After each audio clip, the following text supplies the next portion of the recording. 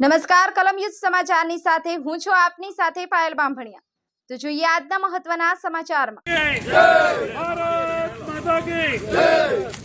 શહીદો અમર રહો, શહીદો અમર રહો, શહીદો અમર રહો, વંદે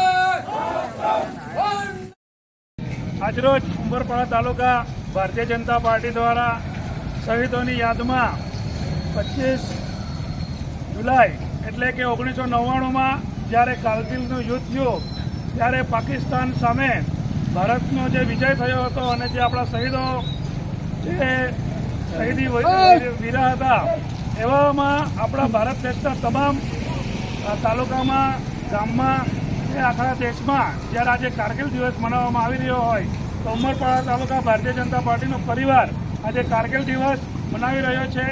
તો આજે તમામ શહીદોને યાદ કરવામાં આવે છે। તેથી ભારતીય જનતા પાર્ટી ઉમરપાડા તાલુકા દ્વારા કારગિલ દિવસ ઉજવાઈ રહ્યો છે। ભારત માતા કી જય।